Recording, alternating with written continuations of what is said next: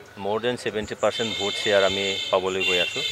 তো more than 70% vote share পোৱাৰ পিছত কাবাক প্ৰত্যাহ্বান হ'ব পাৰে বুলি মই নাভাবো যেটো আপোনালোকৰ মিত্ৰজোঁটত আছে কোকৰাঝাৰ লোকসভা সমষ্টিত বিজেপি বা এজিপি প্ৰতিনিধিসকলে কেনেদৰে সহযোগ কৰিব আপোনালোক চাওক হেতু আমাৰ এনডিএ হিচাপে আমি অলৰেডি আমাৰ বুজা পৰাটো একেবাৰে মানে হৈ গৈছে যে যেটো দৰং উদালগুৰি সমষ্টিত আমি বিজেপি ক্যান্ডিডেটক আমাৰ ইউপিপিৰ ফালৰ পৰা আমি সহযোগ কৰিম আৰু ইফালে বৰপেটা সমষ্টিত আমাৰ এজিপিৰ ফালৰ পৰা দিয়া হৈছে তাত আমি সহযোগ কৰিম আৰু এনেকৈ কোকৰাঝাৰ সমষ্টিত এজিপি আৰু বিজেপিৰ ফালৰ পৰা এটো আমাৰ ভোটদান কৰিব বা সহযোগ কৰিব তো এনডি হিচাপে আমি যিখিনি আমাৰ যিখিনি থাকিব লাগে মিত্ৰজোঁট হিচাপে সেইখিনি আমাৰ মজবুত আছে তাত কোনো মানে কোনো এটা লেখিং তেনেকৈ নাই যে আমি একেবাৰে মজবুত হৈ আছো আৰু এনেকৈ আমি আগলৈ আগ্ৰামা মহিলাৰো কিন্তু উঠি পৰি লাগিছে হয় কিবা ক্ষতি কৰিব নেকি আপোনালোকে চাওক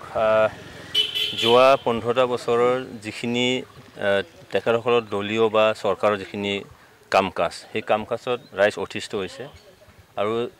যোৱা সেই 15টা বছৰে এই অঞ্চলৰ শান্তিৰ পৰিৱেশ নাছিলে ইয়াত বহু ধৰণৰ ঘটনা পৰিঘটনাবোৰ হৈছিল বড়োবোৰৰ ৰাজনীতিও তেতিয়া গা কৰি উঠিছিল কিন্তু প্ৰমোদ বড়ো ডাঙৰীয়া আমাৰ ইউপিপিএল চৰকাৰ অহাৰ পিছত মিত্ৰজোঁটৰ চৰকাৰ অহাৰ পিছত আজি এই অৱস্থা নাই আজি শান্তিৰে বাস কৰিব পাৰিছে মানুহৰ মানে ধন সম্পত্তি নিৰাপত্তা হৈছে জীৱনৰ নিৰাপত্তা আজি আহিছে তেনে ক্ষেত্ৰত তেখেতসকলৰ কৰ্মকাণ্ড য'ত নেকি বৰ্তমান তেখেতসকলৰ মানে প্ৰাৰ্থী হিচাপে আছে তেখেতো টিম হিচাপে হিতুত কাম কৰিছে সেইকাৰণে দলগতভাৱেই হওক বা ব্যক্তিগতভাৱেই হওক তেখেতসকলৰ ইমেজ হয়তো তেনেকৈ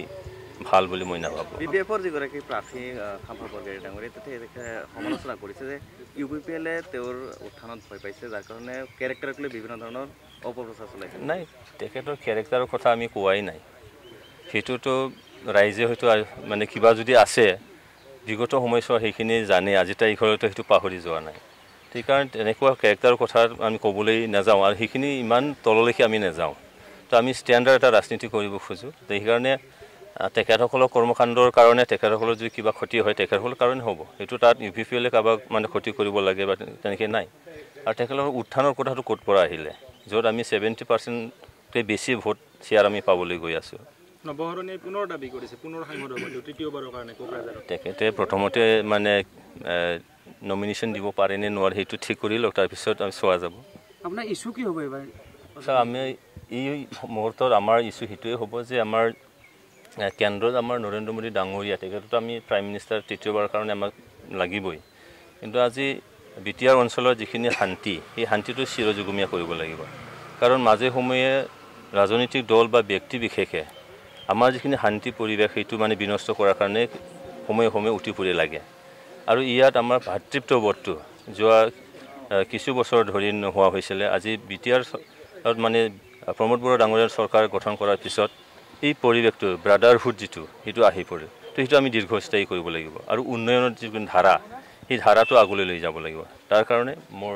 যিখিনি ষ্ট্ৰেটেজি সেইখিনি হ'ব কোকৰাঝাৰত আপোনাক